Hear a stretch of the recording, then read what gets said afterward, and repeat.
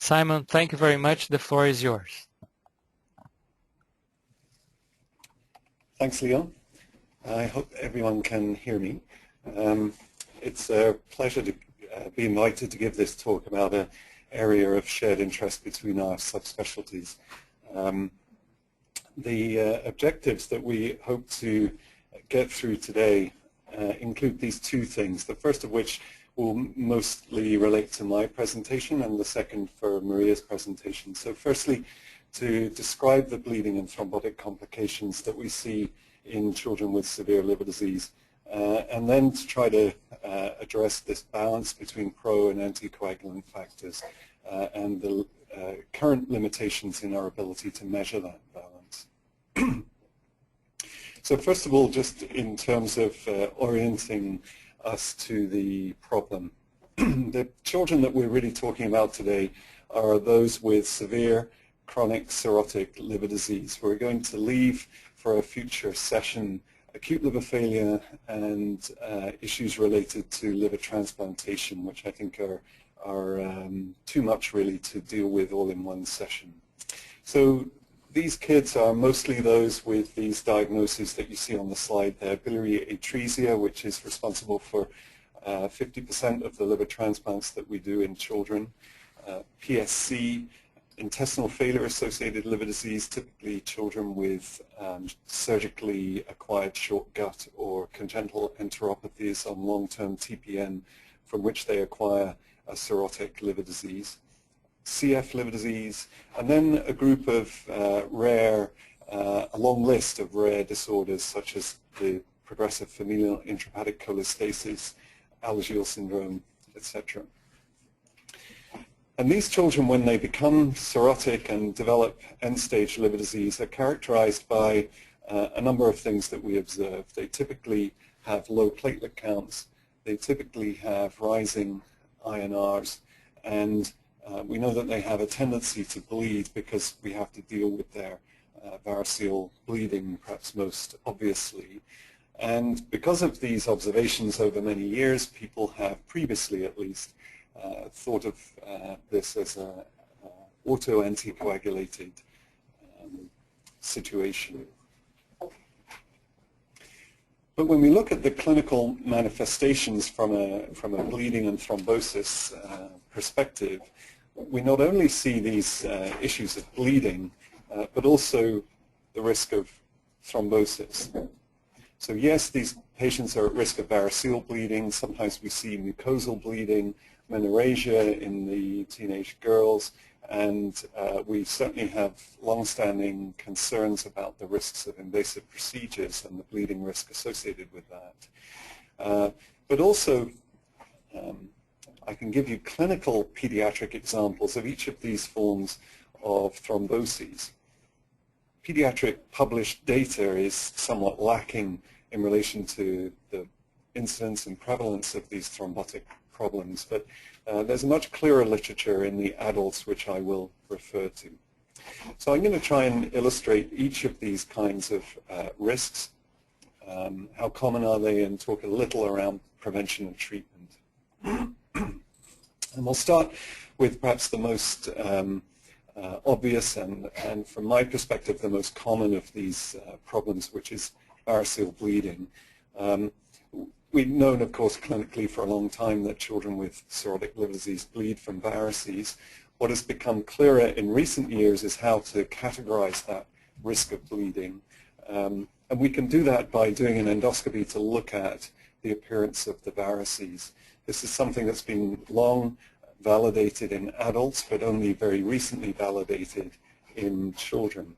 And if we see large varices like these shown at the top right, then the risk of bleeding, as in this survival curve from a large study in Paris, France from a couple of years ago, we can see that large varices really have a very high likelihood of bleeding within the first year or two of life.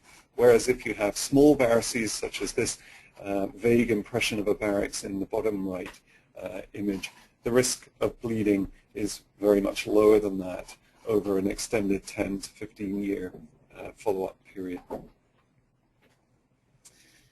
The risk of bleeding is, we think, much less to do with a coagulopathy and much more to do with abnormal hemodynamics and abnormal pressure in the varices. So turning now to adult data, this study from Korea amongst cirrhotic adults, we can see that the portal venous pressure as measured by hepatic venous pressure gradient, so this is an invasive measure of portal pressure, is much higher in those who bleed compared to those who do not bleed, who have a relatively low portal venous pressure. And the odds ratio for that at 5.4 is clearly quite significant. Contrast that, however, with the MELD score, of which the INR is a major component, and you can see a non-significant association of bleeding risk with the MELD score, including INR. So we think this is more to do with pressure and hemodynamics than with coagulopathy. The consequences are significant, though, if we look at mortality rate from variceal bleeding in children who are cirrhotic as the cause of their portal hypertension. So that's the first 3 studies here.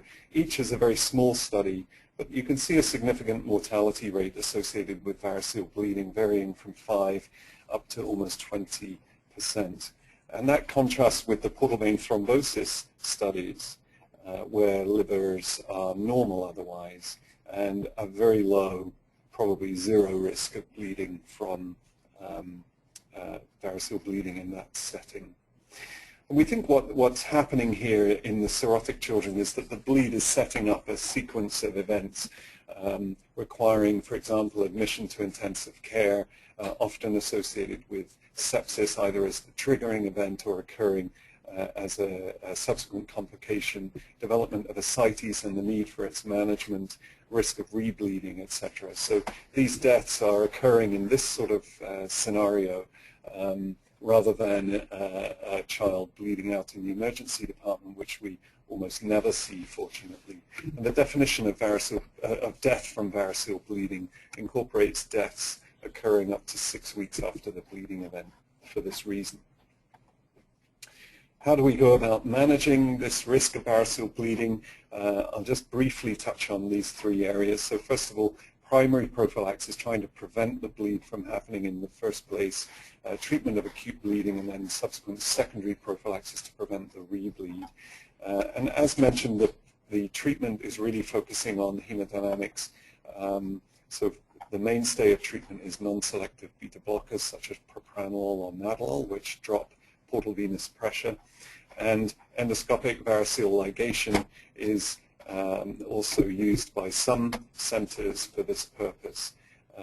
Here illustrated, you can see you put this device on the end of your endoscope, suck the vein in, fire the band over the vein, and you occlude the vein in that way. And this is an endoscopic picture of a banded varix.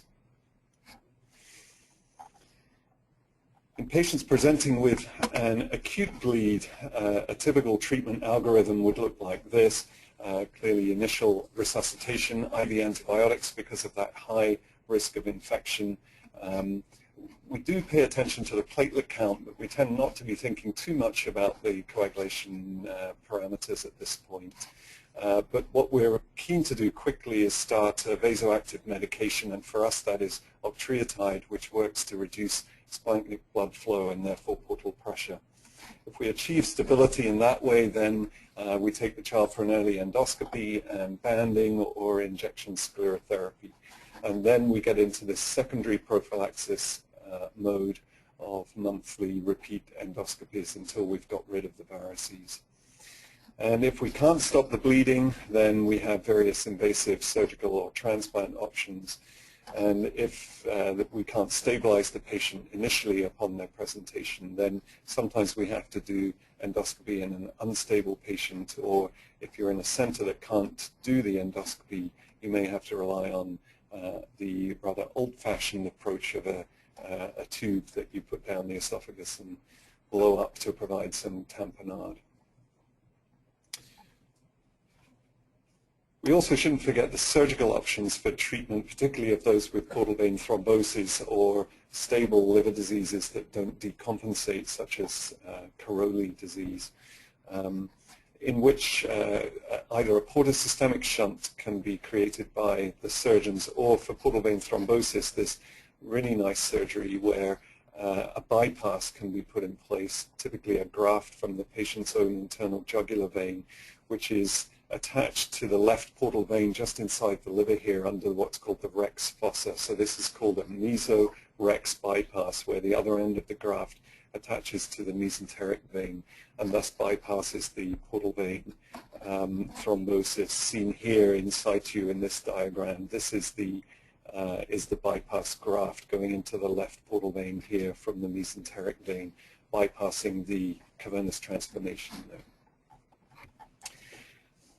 Okay, so then let's talk about some of the other potential causes of bleeding.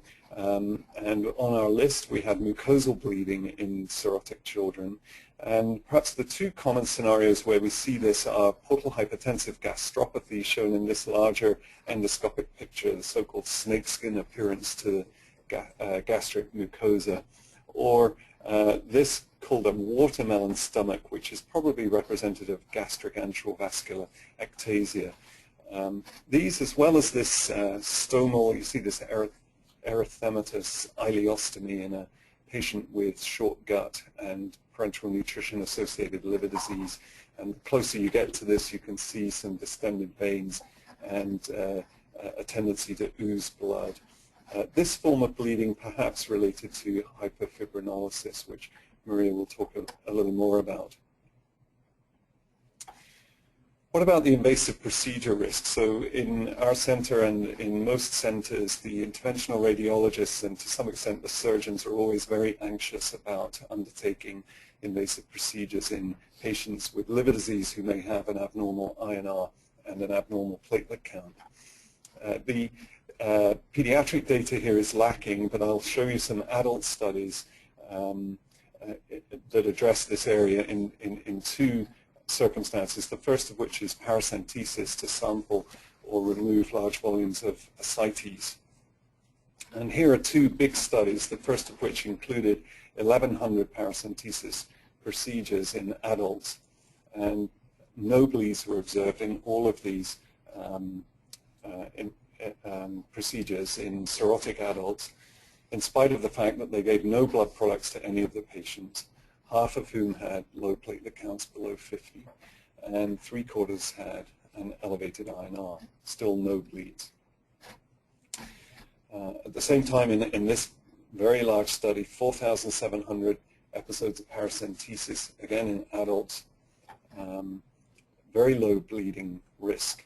And of those bleeds that did occur, 8 of the 9 patients had renal failure complicating their cirrhosis, suggesting that perhaps you need something more than just your cirrhosis in order to have a bleeding risk from paracentesis. What about liver biopsy? This is perhaps the area where there's even greater anxiety on the part of the proceduralist. Contrasting evidence here in the literature. First of all, this old study of 200 biopsies, which I like, sort of thing we can't do in pediatrics. So back in 1981, they inserted a laparoscope to look at the liver surface after they did the biopsy and see how long it bled for, what they called the liver bleeding time. And described very nicely back in those days that there was no correlation of the liver bleeding time with PT, platelet count, or the whole blood clotting time. In a large UK registry-based study of 1,500 liver biopsies, there was, however, a slight excess of bleeding in those patients who had an elevated INR above 1.5 compared to those with a more modestly elevated INR in the 1.3 to 1.5 range. A slightly mixed population of patients here, but nonetheless perhaps supporting the fact that in this population there was a greater risk of bleeding. So the question really comes down to whether there's enough evidence here to support the idea of providing coagulation factors or platelets to these patients before their invasive procedures. And the problem with doing that is that there is a potential downside. which relates to the impact on portal pressure. I started out by describing the risk of variceal bleeding, which is something that we worry a lot about and which is directly related to portal pressure. And the more volume you give to a patient, the greater their portal pressure becomes. Again, nice old data. Sometimes it's good to quote old studies. Here's a 1974 study looking at blood volume and portal pressure. And as you push the blood volume high, the portal pressure rises. We've seen a modern example of a publication from this based on the same theory, relates to blood transfusion management in upper GI bleeding, where in the portal hypertension group, if you target a hemoglobin above 80 or 90, then you end up with more bleeding than in the group where you target a hemoglobin of 70 to 80. So this is a real impact on bleeding risk from giving large volumes of blood products to try to correct these tests of coagulation. Okay, so turning now just to the thrombosis risk. And again, I can give clinical anecdotal examples of children that have thromboses related to their cirrhosis, but the published data is really all in adults. Here, composite result from a couple of large adult studies showing a risk of deep vein thrombosis and thromboembolism of between 0.5 and 1.9%. And in these studies, having an elevated INR was not protective against these thromboses. And 1 in 5 of those suffering the thromboses were receiving prophylactic therapy, either with low molecular weight heparin or compression stockings. Portal vein thrombosis is a particular concern. This population of patients, of course, are potentially facing liver transplantation, and having a portal vein thrombosis greatly complicates transplant surgery. It may not contraindicate transplantation, although it can do, but it certainly complicates the operative and post-operative course. In cirrhotic adults, between 10 and 25% will be found to have portal vein thrombosis. And amongst adults listed for liver transplant, there's a 7% incidence of new portal vein thrombosis during the first 12 months. So this is a significant problem, and we do see this also in a proportion of children listed for transplant. It's important because of the consequences for transplantation, but also it increases the risk of variceal bleeding, and there's a risk of extension of the thrombosis causing intestinal infarction.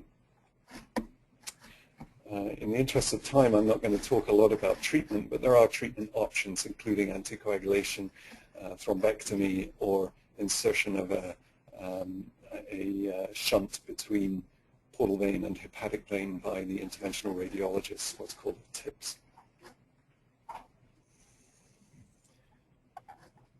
The last point I want to make is the potential impact of a prothrombotic condition on the severity of liver disease and the overall outcomes of these patients with cirrhosis. We are part of a multi-center collaborative looking at cystic fibrosis liver disease, and along with a few other centers, we put together all our biopsies in children with CF liver disease, which is thought to be a biliary cirrhotic disease, and sent them to one of our collaborators, David Kleiner, who's a pathologist at the NIH, liver pathologist. And what he found in a quarter of these patients thought to have straightforward cirrhotic CF liver disease was this finding, which is a thrombosed, chronically thrombosed portal venous radical at the sort of microscopic level in the liver parenchyma. Stands out perhaps a little more clearly on this trichrome stain.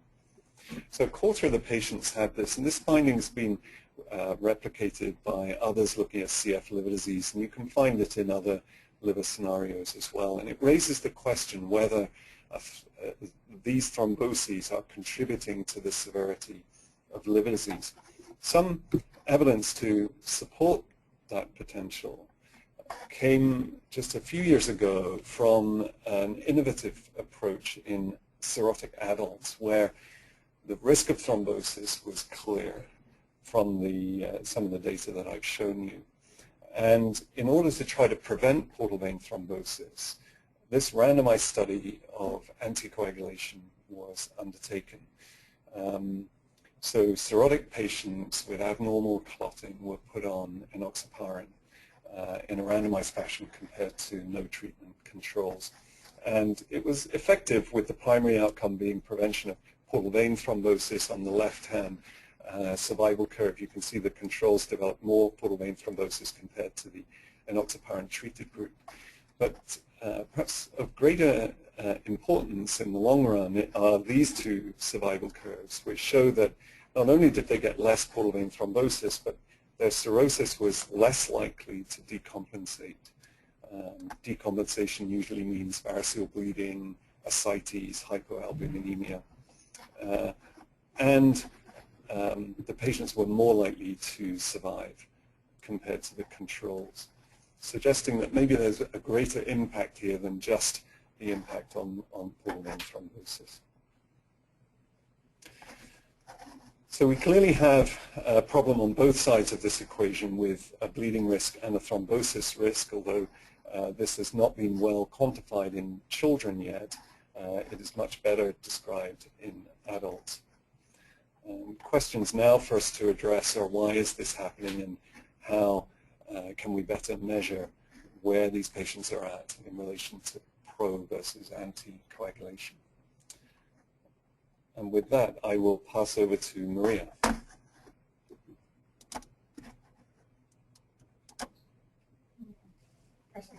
So Maria, thank you very much, Simon. This was a wonderful first half of the talk.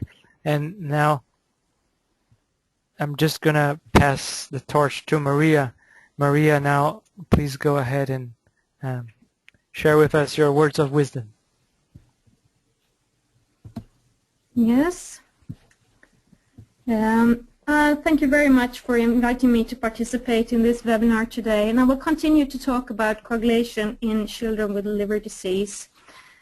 And I have no conflict of interest to disclose. I will talk a little about pathogenesis, the assessment of these patients and management, and something about future research requirements. But first, a little bit more about adults with liver disease. As you already heard, the liver is important for the synthesis and clearance of both coagulation factors and inhibitors. And as we heard, both bleeding and thrombosis may occur in liver disease, but many patients are in a stable hemostatic condition despite a complex coagulopathy. An increased INR per C does not mean that the patient is anticoagulated and is insufficient to predict the risk of bleeding. The state of a rebalanced coagulation has been proposed. So what about children? As you all know, the coagulation system in healthy children undergoes age-specific changes, and a different hemostatic balance is maintained compared to that of healthy adults. And it's not clear how these developmental changes are regulated.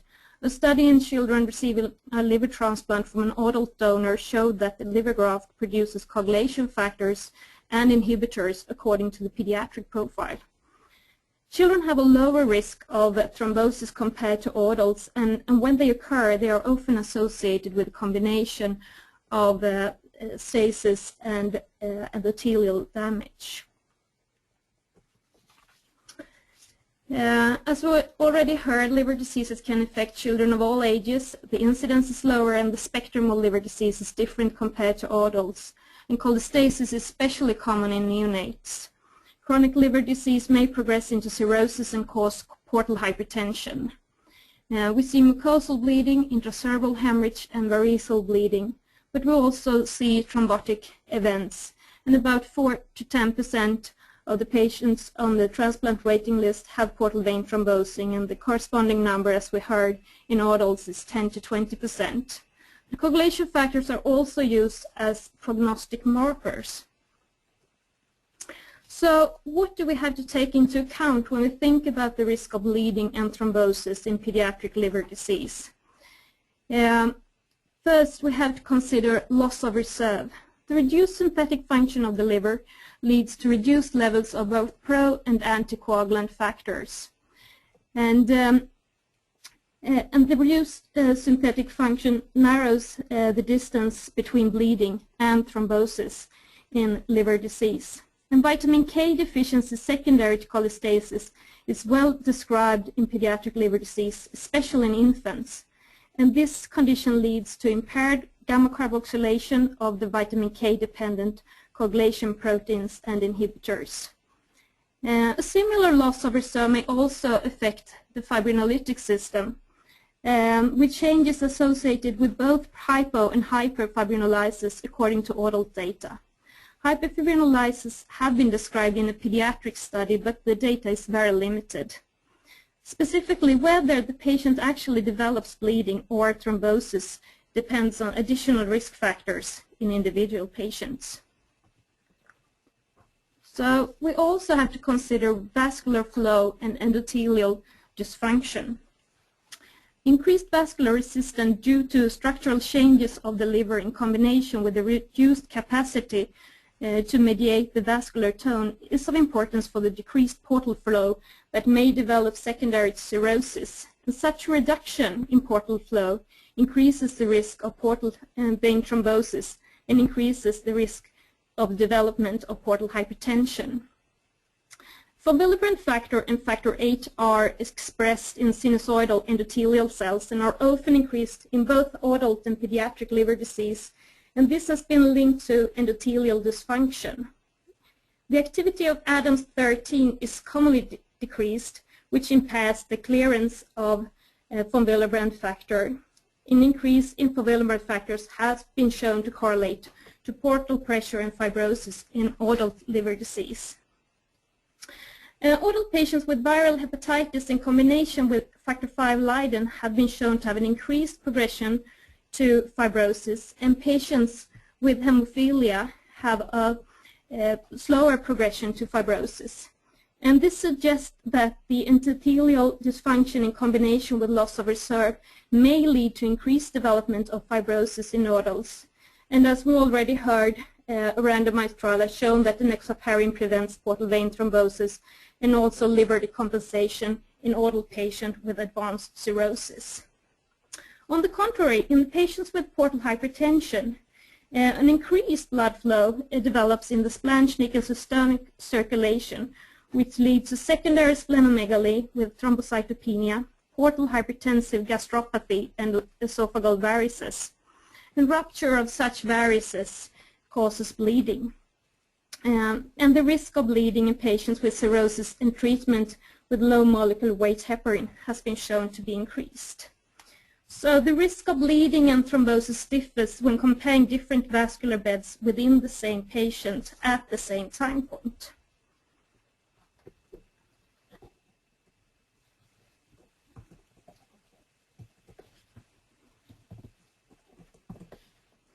We also have to take the type of liver disease into account.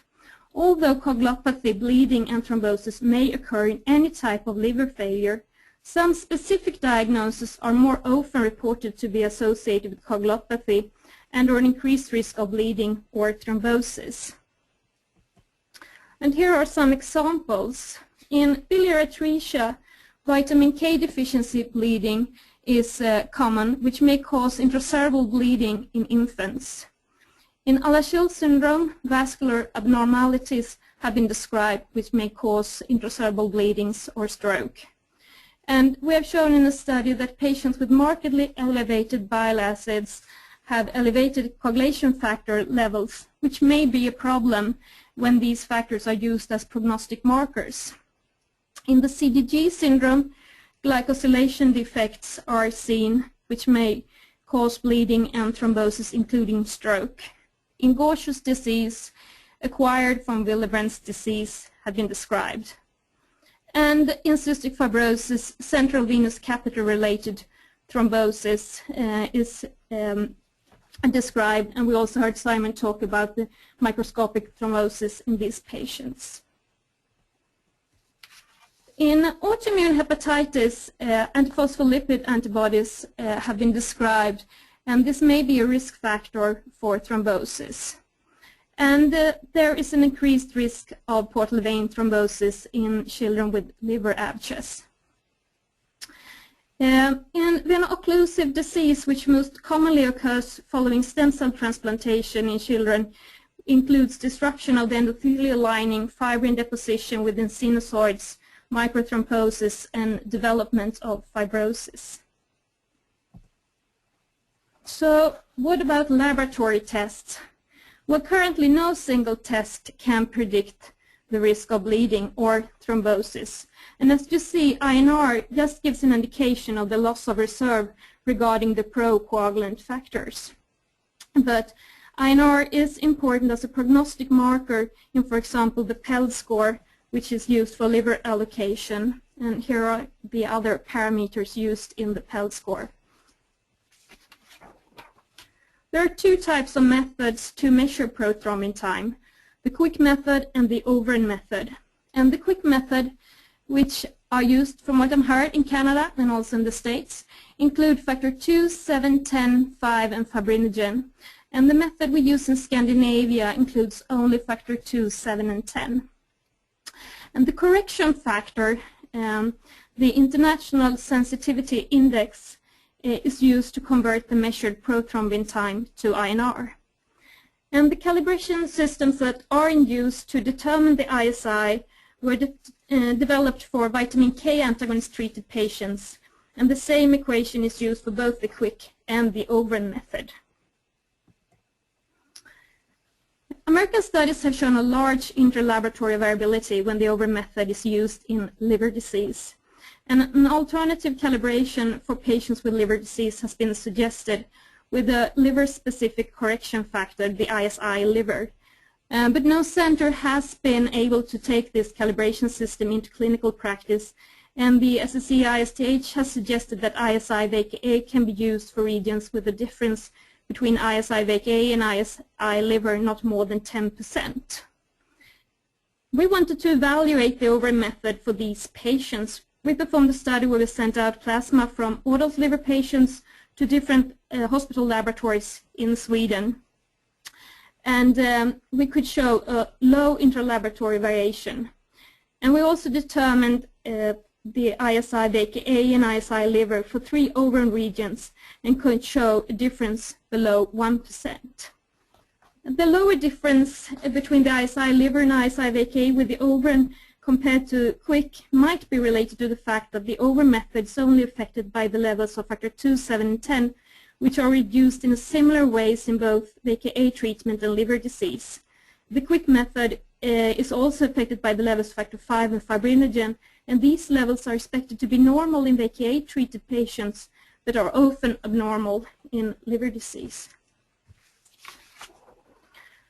So to assess the coagulation in liver disease, we probably need to combine different laboratory tests to cover different parts of the hemostatic system. And which protein to use as a marker of the inhibitor levels depends on the availability of the tests at the local laboratory. But none of these tests have been demonstrated to predict the risk of bleeding or thrombosis. And a tool that provides a global overview of the hemostasis is warranted. Both PEG and ROTEM are sensitive for fibrinogen levels and platelet count and are under evaluation in liver disease, but have not been shown to correlate to bleeding or thrombosis. They have, however, been used for several years to guide transfusion therapy in the setting of liver transplant, together with specific transfusion algorithms. What about thrombin generation in children with liver disease? We performed a study where we included 82 children with liver disease and 34 age-matched controls. And most of the patients did not have a coagulopathy, but it can be noted that despite normal routine tests, an elevation in von Willebrand factor and factor VIII was seen, and a shorter lag time in time to peak, which indicates a faster kinetics. The clinical relevance of this, however, is unknown. In the subgroup of patients with coagulopathy, reduction in both pro and anticoagulants was seen, as been described earlier in adults. The ETP was reduced, indicating hypocoagulation, as indicated by the loss of procoagulants. But the loss of anticoagulants was not reflected in the test, And if this gives a true overview of the hemostatic balance, or it's just that the test is insensitive to the anticoagulant system, can be discussed, and the test must be evaluated in larger settings. So the thrombin generation test is still a research tool. And ETP increases with age, and the age adjustments are probably needed. The alpha-2 microglobulin is of importance in children, and the most common thrombin generation method, the CAP method, is adjusted for adult levels of alpha-2 microglobulin. And in children, this might lead to an overestimation of the generation of thrombin. And recent data do also indicate that alpha-2 microglobulin is elevated in adult patients with liver disease. In the adult thrombin generation studies, additional thrombomodulin has been used to activate the protein C system. And the effect of thrombomodulin inhibition of thrombin generation is more evident in plasma from healthy individuals than in plasma from adults with liver disease, which indicates a partial resistance to thrombomodulin. And this has led to the conclusion that these patients have a pro-thrombotic profile. But there are no clinical studies that have shown that this test with added thrombomodulin could predict the risk of bleeding or thrombosis. So what kind of plasma to use? Well, both platelet dysfunction and platelet hyperactivity have been described in adult liver disease. Increased levels of von Willebrand factor and factor VIII may compensate for thrombocytopenia and platelet dysfunction, and it would be of interest to include the effect from platelets in the test and use platelet-rich plasma instead of platelet-poor plasma. So we need to collect as much information as possible regarding the patient. We need to take a family history and bleeding history. We need to know what kind of diagnosis the patient have. And also something about comorbidities, which may increase the risk of bleeding or thrombosis. And do the patient have portal hypertension? And also combine laboratory tests. So a few words regarding management of coagulopathy in children with liver disease. This is a suggestion for an SSC ISTH position paper. And we already heard about the importance of reducing the portal pressure. And we know that octreotide reduces portal pressure and have an effect on variceal bleeding in about 70% of children. And in these children also consider antibiotics which reduce the mortality in adults with variceal bleeding and plan for endoscopy, as we heard. As a second-line treatment, if the patient has signs of bleeding from mucosal membranes which may indicate hyperfibrinolysis, tranexamic acid can be considered. And if the INR is elevated, please consider the vitamin K levels and give extra vitamin K, especially in children with cholestasis. And if there is a very low platelet count, platelet transfusion may be needed, and red blood cell transfusion if the hemoglobin count is low. And first, as a third-line treatment, if we have very low fibrinogen levels or consumption coagulopathy, fibrinogen concentrate may be considered, or cryo. And if the INR is elevated, fresh frozen plasma is often used, but as we heard, this probably will increase the portal pressure, and maybe would be more efficient to use for factor prothrombin complex concentrates. And as a last resort treatment, Novo-7 may be considered, and also give more platelets in case of low platelet count. There are no published data regarding the use of anticoagulation in portal vein thrombosis in children with liver disease without liver transplant. And unfractionated heparin and low molecular weight heparin are recommended in acute thrombosis in children with liver disease. Well, that's based on adult studies and the clinical experience. Studies in adult patients with cirrhosis showed increased response to low molecular weight heparin despite lower antifactor 10A levels, and the clinical implication of this is unknown in children. But the decision to treat and which dose to use must be carefully balanced against the bleeding risk. But we always need to bear in mind that an elevated INR does not imply that the patient is anticoagulated. And in patients with chronic thrombosis, we heard about the possibilities to use surgical intervention. In the special diagnosed veno-occlusive disease, defibrotide has been proven to be efficient both as prophylaxis and treatment. The recommendations here regarding assessment and management are based on case reports, small studies, expert opinions, and oral studies. And we need to do more research within this field. We need to know more about the incidence of bleeding and thrombosis. We need to develop better assessment tools, and we need to study different laboratory assays and perform clinical trials regarding treatment. And we hope to set up a multi-center registry regarding hemostatic evaluation and treatment. And I believe that we need to collaborate together, pediatric hematologists and hepatologists. And we just started up a questionnaire regarding liver biopsies. Now I would like to thank my previous supervisors during my PhD studies, and Professor Paul Monagle's group in Melbourne, where I completed a period of postdoctoral study last spring, and my current PhD postdoc group at Karolinska, and also Jan Poets and Simon for collaborating regarding the management guidelines. And thank you all very much for listening. Thank you very much, Maria and Simon, for this superb presentation. And now I'll just remind the Sick Kids group that we will ask questions at the end. And I will now start by seeing the attendees and going like before, from west to east of Canada. Perhaps I'll start with BC Children's. I see that John Wu and Dr. Daisy In are hooked up on the computer.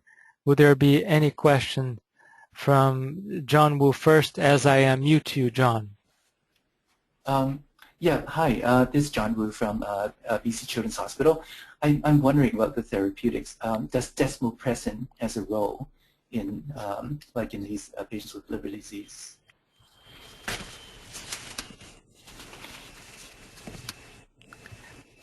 Is the question for Dr. Ling or for Dr. Maria, John?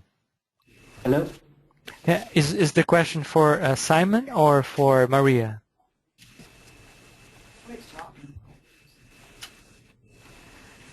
Well, desmopressin has not been shown to be efficient in varisal bleeding, but it may be considered in minor other kind of bleeds. But we need to be aware of the risk of fluid retention when we use that.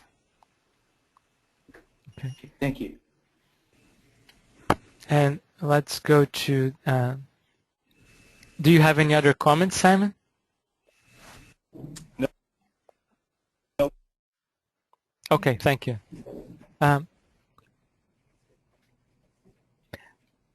Now, Dr. Daisy Ng, would you have any question? No, no questions. Let's move to province of Alberta, and we'll start with Alberta Children's. Let me just unmute you.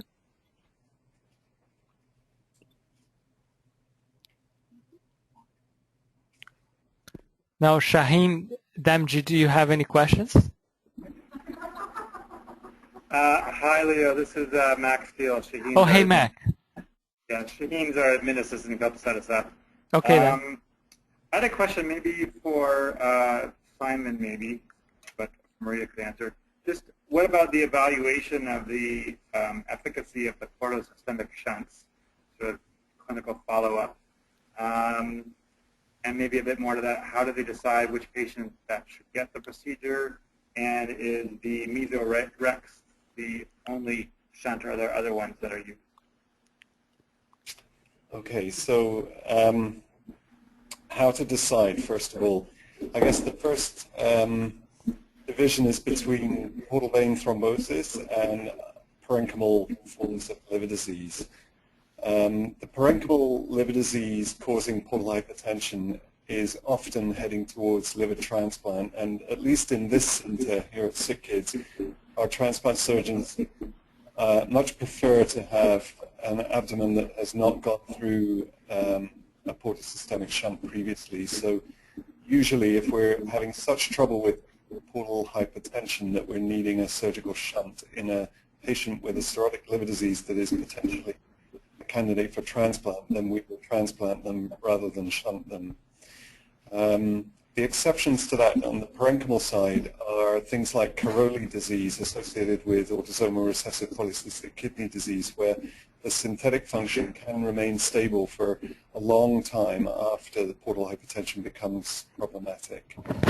On the portal vein thrombosis side, there's actually an ongoing debate about whether we're at a point now where you can consider doing a REX bypass, which restores portal venous flow into the liver as a prophylactic measure in a patient who has large varices that you think are at risk of bleeding, given that in those patients there seems to be an extremely high likelihood of bleeding happening, in excess of 60 or 70%.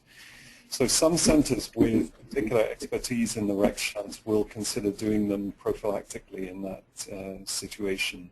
Others are waiting. Once a bleed has happened, the patient has declared that they are at ongoing risk, then they will do the REX bypass. Often the REX bypass is not possible because the left portal vein is also involved in the thrombosis. And then a portosystemic shunt, typically a splenorenal shunt, is considered as a good option. The risk of portosystemic shunting is encephalopathy, but if your original problem is portal vein thrombosis, then that risk seems to be very low. In terms of the outcomes, there's definitely a learning curve for the surgeons with REX bypass. Once they're up that learning curve, there seems to be very good outcomes. The typical post-operative therapy is aspirin for about 6 to 12 months, depending on which surgeon you talk to. And if the shunt is still patent at that time, it seems to have a very, very high likelihood of long-term patency. Oh, okay. Mac, are you satisfied? Yes, I'm satisfied. Thank you. So let me then move to Saskatoon to see if Dr. Runa, if Runa is with us. Runa, you have the mic if you're close to one. Well, perhaps not.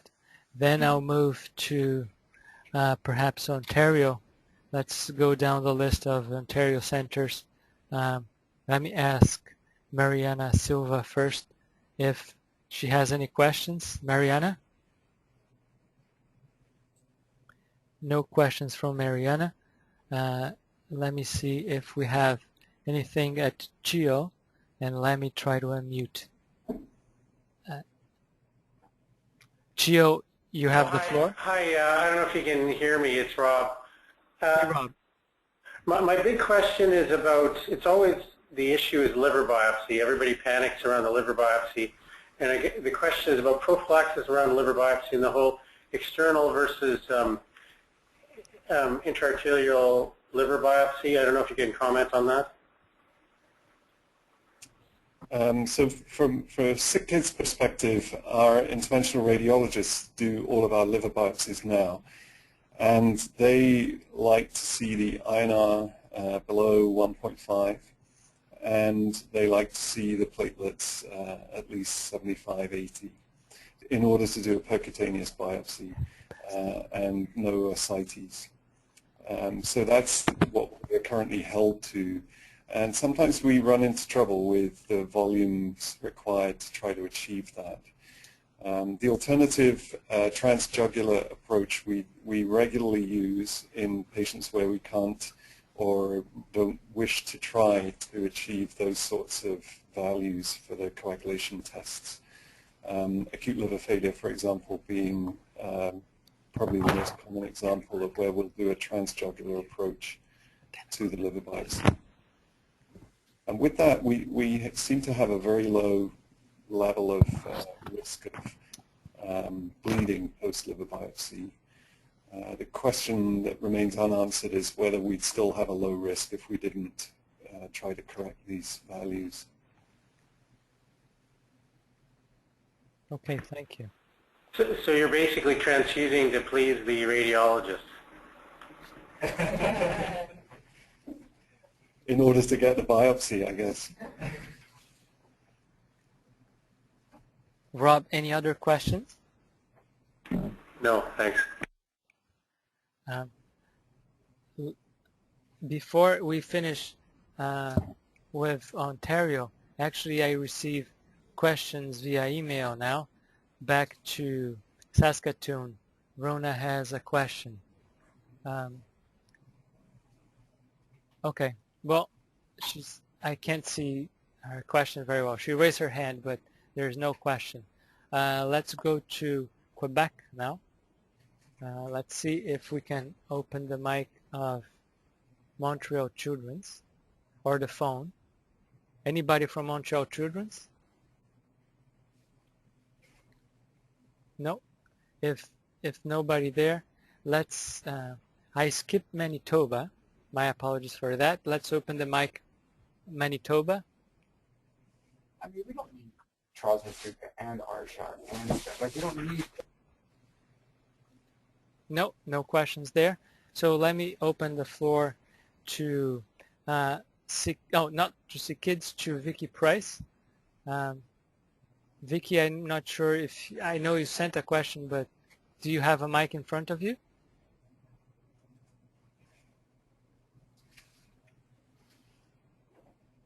No, no mics in front of her.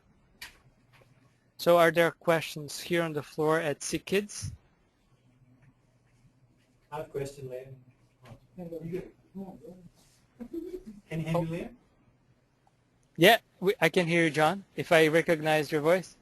Actually, this is a question for both Maria and Simon.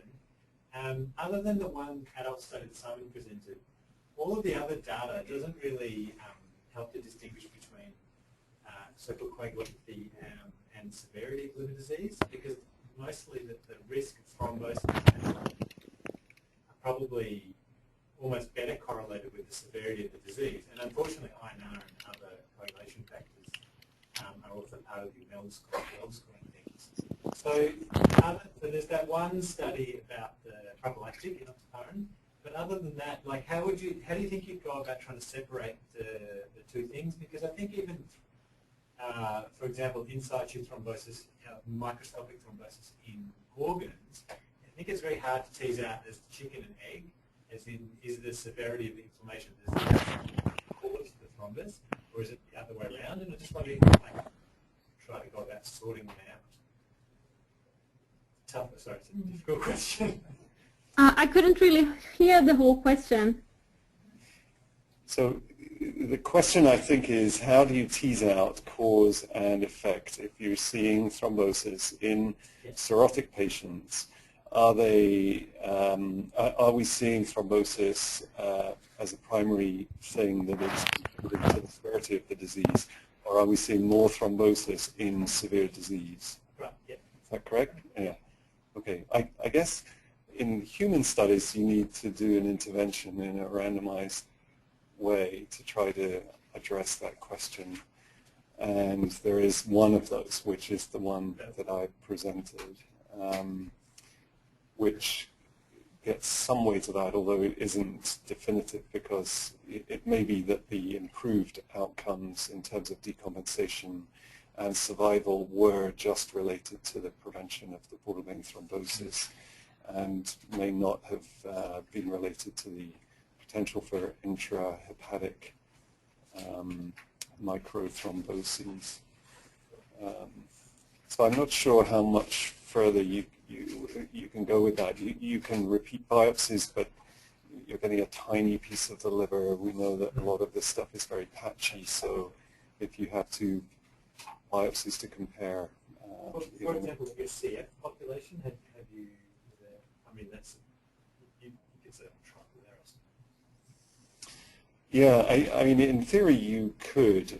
As you can imagine, when we're still living in a world where our radiologists in most centers insist on normalizing the INR before doing a liver biopsy, it's a major leap of faith to try to convince people to anticoagulate cirrhotic patients. Still, I think, less so now perhaps than 5 years ago, but still I think it's quite a challenge. And perhaps in pediatrics we have to wait for a little more adult data suggesting or validating that one study that exists before we could embark on a pediatric study just yet.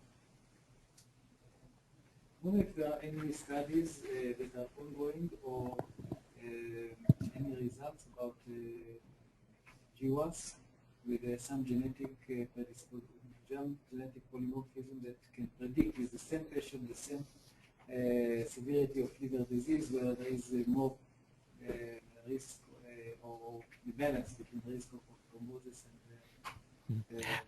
and bleeding, and the risk of bleeding, or more risk of bleeding in the same severity of liver disease.